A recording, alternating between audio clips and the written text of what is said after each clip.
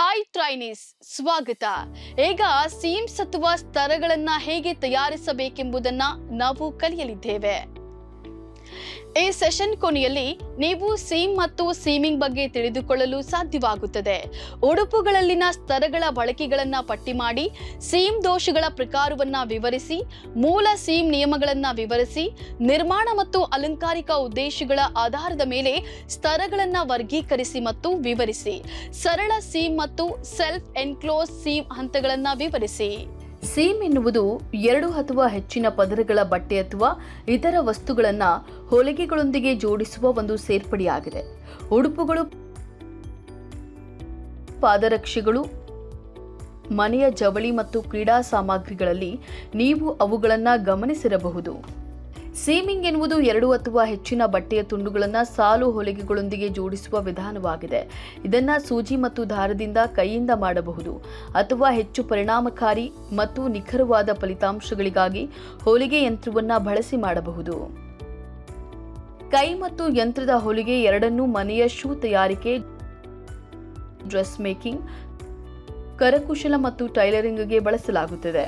ಈ ಕೌಶಲ್ಯವು ಕಸ್ಟಮ್ ಉಡುಪುಗಳನ್ನು ರಚಿಸಲು, ಹಾನಿಗೊಳಗಾದ ಉಡುಪುಗಳನ್ನು ಸರಿಪಡಿಸಲು ಮತ್ತು ವಿವಿಧ ಬಟ್ಟೆಯ ವಸ್ತುಗಳನ್ನು ವೈಯಕ್ತೀಕರಿಸುವಲ್ಲಿ ಬೆಂಬಲಿಸುತ್ತದೆ. ಈಗ ಸೀಮ್ಸ್ಗಳ ಉಪಯೋಗಗಳನ್ನು ನೋಡೋಣ. ಸೀಮ್ಸ್ ಕಚ್ಚಾ ಬಟ್ಟೆಯ ಅಂಚುಗಳ ಜಟಿಲತೆಯನ್ನು ತಡೆಗಟ್ಟಲು ಬಳಸಲಾಗುತ್ತದೆ. ಉಡುಪುಗಳ ಒಳಭಾಗವನ್ನು ಅಚ್ಚುಕಟ್ಟಾಗಿ ಮಾಡಿ ಮತ್ತು ರಚನೆ ಮತ್ತು ಆಕಾರವನ್ನು ಸೃಷ್ಟಿಸುತ್ತದೆ. ಆದ್ದರಿಂದ ಹೊಲಿಗೆ ಸೀಮ್ಸ್ ಉಡುಪುಗಳ ನಿರ್ಮಾಣಕ್ಕೆ ಮೂಲಭೂತ ಮತ್ತು ರಚನಾತ್ಮಕ ಚಟುವಟಿಕೆಗಳಿಗೆ ಸೇರಿವೆ. ಸೀಮ್ ದೋಷಗಳು ಉಡುಪಿನ ಒಟ್ಟಾರೆ ಗುಣಮಟ್ಟದ ಮೇಲೆ ಪರಿಣಾಮ ಬೀರುತ್ತವೆ. ಸೀಮ್ ಸ್ಲಿಪ್ಪೇಜ್, ಸೀಮ್ ಗ್ರೀನಿಂಗ್ ಮತ್ತು ಸೀಮ್ ಪುಕ್ಕರ್ ಸಾಮಾನ್ಯ ಸೀಮ್ ದೋಷಗಳು. ಹೊಲಿಗೆ ಯಂತ್ರದ ದೋಷ, ಅಸಮರ್ಪಕ ವಸ್ತು ಅಥವಾ ಕೆಲಸಗಾರನ ದೋಷದಿಂದಾಗಿ ಈ ದೋಷಗಳು ಸಂಭವಿಸುತ್ತವೆ. ಸ್ತರಗಳ ವರ್ಗೀಕರಣ ಮತ್ತು ಕಾರ್ಯವಿಧಾನಕ್ಕೆ ಕಾಲಿಡುವ ಮೊದಲು ಸೀಮಿಂಗ್ನಲ್ಲಿ ಬಳಸುವ ಕೆಲವು ಮೂಲಭೂತ ನಿಯಮಗಳು ಮತ್ತು ತಂತ್ರವನ್ನು ನೀವು ತಿಳಿದುಕೊಳ್ಳಬೇಕು. ಮೊದಲನೆಯದು ಸೀಮ್ ಅಲೋಯೆನ್ಸ್. ಇದು ಬಟ್ಟೆಯ ಕಚ್ಚಾ ಅಂಚು ಮತ್ತು ಸೀಮ್ ಲೈನ್ ನಡುವಿನ ಸ್ಥಳವಾಗಿದೆ. ಇದು ಒಂದು ಸೀಮನ್ನು ಪರಿಣಾಮಕಾರಿಯಾಗಿ ಹೊಲಿಯಲು ಹೆಚ್ಚುವರಿ ಬಟ್ಟೆಯನ್ನು ಒದಗಿಸುತ್ತದೆ. ಎಲ್ಲ ಸೀಮ್ಗಳ ನಿರ್ಮಾಣವನ್ನು ಸಕ್ರಿಯಗೊಳಿಸುತ್ತದೆ. ನೆನಪಿಡಿ, ಮಾದರಿಗಳನ್ನು ರಚಿಸುವ ಮೊದಲು ಸೀಮ್ ಮನ್ನಣೆ ಮೊದಲು ನಿರ್ಧರಿಸಬೇಕು. ಸೀಮ್ ಮತ್ತು ಹೊಲಿಗೆ ಪ್ರಕಾರ ನೀವು ಪ್ಯಾಟರ್ನ್ಗಳ ಬಾಹ್ಯ ರೇಖೆಗಳಲ್ಲಿ ಸೀಮ್ ಲೋಯೆನ್ಸ್ ನೀಡಬೇಕು. ಕೊನೆಯದು ಸೀಮ್ ಫಿನಿಶಿಂಗ್ ಆಗಿದೆ. ಸೀಮ್ ಫಿನಿಶ್ ಅನ್ನ ಸೀಮ್ ಅಂಚಿಗೆ ಇದು ಬಟ್ಟೆಯ ಸವೆತವನ್ನು ತಡೆಯುತ್ತದೆ ಮತ್ತು ಅಚ್ಚುಕಟ್ಟಾದ ನೋಟವನ್ನು ನೀಡುತ್ತದೆ. ಆಯ್ಕೆ ಮಾಡಿದ ಸೀಮ್ ಫಿನಿಶ್ ಪ್ರಕಾರವು ಬಟ್ಟೆಯ ಪ್ರಕಾರ, ಅದರ ತೂಕ, ಅದರ ನೇಯ್ಗೆ ಮತ್ತು ಬಟ್ಟೆಯ ಉಡುಗೆ ಮತ್ತು ಟಿಯರ್ ಮೇಲೆ ಅವಲಂಬಿತವಾಗಿರುತ್ತದೆ. ಲೈನ್ ಮಾಡಿದ ಉಡುಪುಗಳಲ್ಲಿ ಇದು ಅಗತ್ಯವಿಲ್ಲ. ಸೀಮಿಂಗ್ ಜೊತೆಗೆ ಬಳಸಲಾಗುವ ಪ್ರಮುಖ ತಂತ್ರವೆಂದರೆ ಟ್ರಿಮ್ಮಿಂಗ್. ಇದರರ್ಥ ಕೆಲವು ಸೀಮ್ ಅಲೋಯೆನ್ಸ್ ಕಡಿತಗೊಳಿಸುವುದು. ಉತ್ತಮ ದೇಹ ರಚನೆಯನ್ನು ಪಡೆಯಲು ಅಥವಾ ಮುಂದಿನ ನಿರ್ಮಾಣಕ್ಕಾಗಿ ಸೀಮ್ ಅನ್ನು ತಯಾರಿಸಲು ಬೃಹತ್ ಪ್ರಮಾಣವನ್ನು ಕಡಿಮೆ ಮಾಡಲು ಇದನ್ನು ಮಾಡಲಾಗುತ್ತದೆ. ಉದ್ದೇಶದ ಆಧಾರದ ಮೇಲೆ ಸೀಮ್ಸ್ ನಿರ್ಮಾಣ ಮತ್ತು ಅಲಂಕಾರಿಕ ಸೀಮ್ ಎಂದು ವಿಭಜಿಸಲಾಗಿದೆ. ನಿರ್ಮಾಣ ಸೀಮ್ಗಳು ಅಪ್ರಜ್ಞಾಪೂರ್ವಕವಾಗಿರುತ್ತವೆ ಮತ್ತು ಸಾಧ್ಯವಾದಷ್ಟು ಸಮತಟ್ಟವಾಗಿರುತ್ತವೆ, ಯಾಕಂದರೆ ಅವುಗಳು ಕ್ರಿಯಾತ್ಮಕ ಉದ್ದೇಶಗಳಿಗಾಗಿವೆ. ಉದಾಹರಣೆಗಳೆಂದರೆ side seam, under arm seam, waist line seam ಇತ್ಯಾದಿ.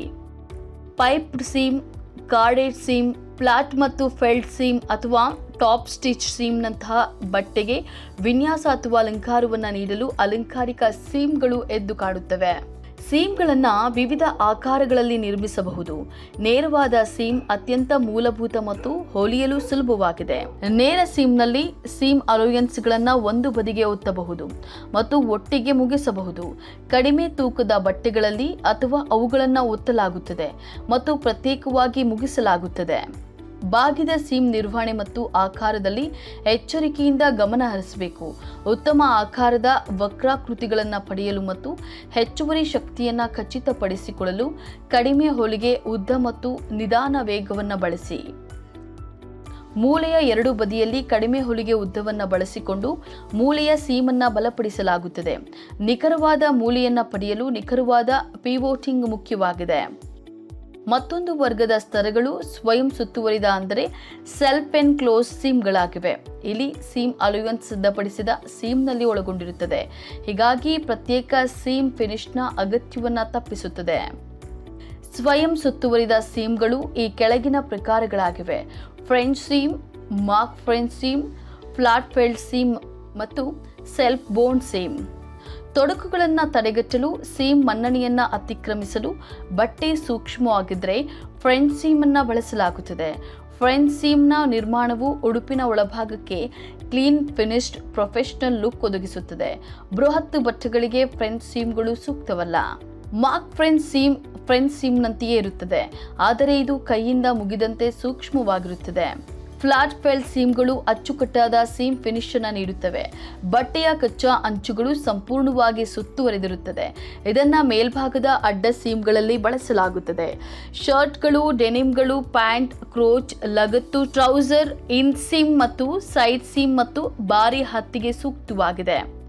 ಸೆಲ್ಫ್ ಬೋನ್ ಸೀಮ್ ಫ್ರೆಂಚ್ ಸೀಮ್ನಂತೆ ಮತ್ತು ಹಗುರವಾದ ಬಟ್ಟೆಗಳಿಗೆ ಸೂಕ್ತವಾಗಿದೆ. ವಿವಿಧ ರೀತಿಯ ಸೀಮನ್ನು ಹೇಗೆ ತಯಾರಿಸಬೇಕೆಂದು ನೋಡೋಣ. ಸ್ತರಗಳನ್ನು ತಯಾರಿಸಲು ಅಗತ್ಯವಿರುವ ಎಲ್ಲ ಕೆಳಗಿನ ಉಪಕರಣಗಳು, ಸಲಕರಣೆಗಳು ಮತ್ತು ವಸ್ತುಗಳನ್ನು ನೀವು ಹೊಂದಿರುವಿರಾ ಎಂದು ಖಚಿತಪಡಿಸಿಕೊಳ್ಳಿ. ಏಕಸೂಜಿ ಇಂಡಸ್ಟ್ರಿಯಲ್ ಲಾಕ್ ಸ್ಟಿಚ್ ಹೊಲಿಗೆ ಯಂತ್ರ, ಕೈಸೂಜಿ ಸ್ಕೇಲ್, ಕತ್ತರಿ, ಉದ್ದನೆಯ ಬಟ್ಟೆ, ಹೊಲಿಗೆ ದಾರ ಮತ್ತು ಉಡುಗೆ ತಯಾರಕರ ಪಿನ್ ಬಾಕ್ಸ್.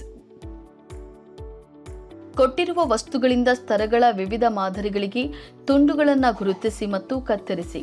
ಎಲ್ಲ ತುಣುಕುಗಳು 25x10 ಸೆಂಟಿಮೀಟರ್ ಗಾತ್ರದಲ್ಲಿರುತ್ತವೆ. ಟೇಪ್ ಮಾಡಿದ ಸೀಮ್ 20x20 ಸೆಂಟಿಮೀಟರ್ಗಾಗಿ ತುಂಡು ಹೊರತುಪಡಿಸಿ ಲೇಔಟ್ ಅನ್ನು ಉಲ್ಲೇಖಿಸಿ. ಕೆಳಗಿನಂತೆ ಅನುಕ್ರಮದಲ್ಲಿ ಸ್ತರಗಳನ್ನು ಹೊಲಿಯಿರಿ: ಪ್ಲೇನ್ ಸೀಮ್, ಸ್ವಯಂ ಬೌಂಡ್ ಸೀಮ್, ಫ್ರೆಂಚ್ ಸೀಮ್ ಮತ್ತು ಫ್ಲಾಟ್ ಫೆಲ್ಡ್ ಸೀಮ್. ಸರಳ ಸೀಮ್ ಮಾಡಲು ಹಂತಗಳು ಇಲ್ಲಿವೆ. ಬಟ್ಟೆಯ 2 ತುಂಡುಗಳನ್ನು ತೆಗೆದುಕೊಳ್ಳಿ. ಪ್ರತಿ 25x10 ಸೆಂಟಿಮೀಟರ್ ತುದಿಯಿಂದ 1 ಸೆಂಟಿಮೀಟರ್ ದೂರದಲ್ಲಿ ಉದ್ದದ ತುಂಡುಗಳ ಮೇಲೆ ಒಂದು ರೇಖೆಯನ್ನು ಗುರುತಿಸಿ ತಪ್ಪು ಭಾಗದಿಂದ ಗುರುತಿಸಿ. ಬಟ್ಟೆಯ ಬಲಭಾಗಗಳನ್ನು ಒಟ್ಟಿಗೆ ಇರಿಸಿಕೊಂಡು ನಿಯಮಿತ ಮಧ್ಯಂತರದಲ್ಲಿ ಸೀಮ್ ಲೈನ್ಗೆ ಲಂಬವಾಗಿ 2 ತುಣುಕುಗಳನ್ನು ಪಿನ್ ಮಾಡಿ. ಕೈಯಿಂದ ರೇಖೆಯನ್ನು ಆಧರಿಸಿ ಮತ್ತು ಪಿನ್ಗಳನ್ನು ತೆಗೆದುಹಾಕಿ. ಸೂಜಿಯನ್ನು ಸೀಮ್ ಲೈನ್ನಲ್ಲಿ ಇರಿಸಿ, ಅಂದರೆ ಬ್ಯಾಸ್ಟಿಂಗ್ ಲೈನ್ಗೆ ಹತ್ತಿರ ಮೇಲಿನ ಅಂಚಿನಿಂದ 1 ಸೆಂಟಿಮೀಟರ್ ಅಪ್ಪರ್ ಎಡ್ಜ್ ಕೊನೆಗೆ ಹಿಂದಕ್ಕೆ ಸ್ಟಿಚ್ ಮಾಡಿ. ನಂತರ ಸೀಮ್ ಲೈನ್ನಲ್ಲಿ ಮುಂದಕ್ಕೆ ಹೊಲಿಯಿರಿ, ಆದರೆ ಬಾಸ್ಟಿಂಗ್ ಲೈನ್ ಮೂಲಕ ಅಲ್ಲ. ಕೊನೆಯಲ್ಲಿ 1 ಸೆಂಟಿಮೀಟರ್ ಹಿಂದೆ ಹೊಲಿಯಿರಿ. ಬಾಸ್ಟಿಂಗ್ ಎಳೆಗಳನ್ನು ಟ್ರಿಮ್ ಮಾಡಿ ಮತ್ತು ತೆಗೆದುಹಾಕಿ. ಬಟ್ಟೆಯ 2 ತುಂಡುಗಳನ್ನು ತೆರೆಯಿರಿ ಮತ್ತು ಸೀಮ್ ಮನ್ನಣೆ ತೆರೆಯಿರಿ. ಅದೇ ಹಂತಗಳನ್ನು ಅನುಸರಿಸುವ ಮೂಲಕ ಬಾಗಿದ ಸರಳ ಸೀಮನ್ನು ಸಹ ಮಾಡಿ. ನಿರ್ವಹಣೆ ಮತ್ತು ಆಕಾರದಲ್ಲಿ ಎಚ್ಚರಿಕೆಯಿಂದ ಗಮನ ಕೊಡಿ. ಉತ್ತಮ ಆಕಾರದ ಆಕೃತಿಗಳನ್ನು ಪಡೆಯಲು ಕಡಿಮೆ ಹೊಲಿಗೆ ಉದ್ದ ಮತ್ತು ವಿಧಾನ ವೇಗವನ್ನು ಬಳಸಿ. ಈಗ ಸ್ವಯಂ ಬಾಂಡ್ ಸೀಮನ್ನು ಹೇಗೆ ಮಾಡಬೇಕೆಂದು ನೋಡೋಣ. 2 ಸೆಂಟಿಮೀಟರ್ ಸೀಮ್ ಮನ್ನಣೆ ನೀಡುವ ಒತ್ತಿದ ತೆರೆದ ಸೀಮ್ ಅನ್ನು ಹೊಲಿಯಿರಿ. ಒಂದು ಸೀಮ್ ಅನುಮತಿಯನ್ನು 3 ಮಿಲಿಮೀಟರ್ಗೆ ಟ್ರಿಮ್ ಮಾಡಿ.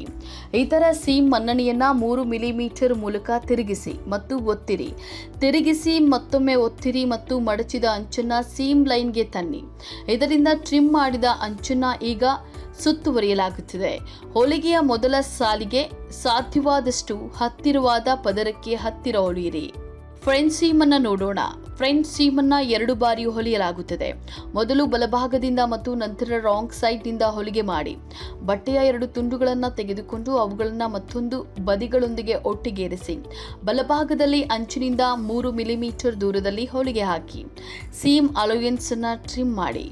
2 ಸೀಮ್ ಅಲೋಯನ್ಸ್ ಅನ್ನು ಒಂದು ಬದಿಗೆ ಒತ್ತಿರಿ. ಬಲಬದಿಗಳನ್ನು ಒಟ್ಟಿಗೆ ಮಡಚಿ ಅಂಚಿನ ಪದರದ ಮೇಲೆ ನಿಖರವಾಗಿ ಹೊಲಿದ ರೇಖೆಯೊಂದಿಗೆ ಮತ್ತೊಮ್ಮೆ ಒತ್ತಿರಿ. ಅಂಚಿನಿಂದ 0.6 ಸೆಂಟಿಮೀಟರ್ ದೂರದಲ್ಲಿ ಸೀಮ್ ಲೈನ್ ಅನ್ನು ಹೊಲಿಯಿರಿ. 8.2 ಅಂತಿಮವು ಫ್ಲಾಟ್ ಮತ್ತು ಫೇಲ್ಡ್ ಸೀಮ್ ಆಗಿದೆ. ಬಟ್ಟೆಯ ಬಲಭಾಗದಲ್ಲಿ ಫ್ಲಾಟ್ ಫೇಲ್ಡ್ ಸೀಮ್ ರಚನೆಯಾಗುತ್ತದೆ. ಬಟ್ಟೆಯ ತಪ್ಪು ಬದಿಗಳೊಂದಿಗೆ ಅಂಚಿನಿಂದ 1 ಸೆಂಟಿಮೀಟರ್ ದೂರದಲ್ಲಿ ಒತ್ತಿದ ತೆರೆದ ಸೀಮ್ ಅನ್ನು ರೂಪಿಸಿ. 3 ಮಿಲಿಮೀಟರ್ ಬಿಟ್ಟು ಸೀಮ್ ಅಲೋಯನ್ಸ್ನ ಒಂದು ಬದಿಯನ್ನ ಟ್ರಿಮ್ ಮಾಡಿ. ಇತರ ಸೀಮ್ ಅಲೋಯನ್ಸ್ನ ಅಂಚುಗಳನ್ನು 3 ಮಿಲಿಮೀಟರ್ ಇನ್ನೊಂದು ಭಾಗಕ್ಕೆ ಮಡಚಿ. ಈ ಮಡಚಿದ ಅಂಚನ್ನ ಬಟ್ಟೆಗೆ ಒತ್ತಿ ಅಂಟಿಸಿ ಮತ್ತು ಹೊಲಿಗೆ ಮಾಡಿ. ಬೇಸ್ಟಿಂಗ್ ಅನ್ನ ತೆಗೆದುಹಾಕಿ ಮತ್ತು ಅದನ್ನ ಒತ್ತಿರಿ. ನಾವೀಗ ಸೀಮ್ಸ್ ಅಥವಾ ಸ್ತರಗಳನ್ನ ಹೇಗೆ ತಯಾರಿಸಬೇಕೆಂಬ ಸೆಷನ್ ಅಂತ್ಯವನ್ನ ತಲುಪಿದ್ದೇವೆ. ಈಗ ನೀವು ಸೇಮ್ ಮತ್ತು ಸೀಮಿಂಗ್ ಬಗ್ಗೆ ತಿಳಿದುಕೊಳ್ಳಲು ಸಾಧ್ಯವಾಗುತ್ತದೆ. ಉಡುಪುಗಳಲ್ಲಿನ ಸೀಮ್ಗಳ ಬಳಕೆಗಳನ್ನ ಪಟ್ಟಿ ಮಾಡಿ, ಸೀಮ್ ದೋಷಗಳ ಪ್ರಕಾರವನ್ನ ವಿವರಿಸಿ, ಮೂಲ ಸೀಮ್ ನಿಯಮಗಳನ್ನ ವಿವರಿಸಿ, ನಿರ್ಮಾಣ ಮತ್ತು ಅಲಂಕಾರಿಕ ಉದ್ದೇಶಗಳ ಆಧಾರದ ಮೇಲೆ ಸ್ತರಗಳನ್ನ ವರ್ಗೀಕರಿಸಿ ಮತ್ತು ವಿವರಿಸಿ, ಸರಳ ಸೀಮ್ ಮತ್ತು ಸೆಲ್ಫ್ ಎನ್ಕ್ಲೋಸ್ ಸೀಮ್ ಹಂತಗಳನ್ನ ವಿವರಿಸಿ.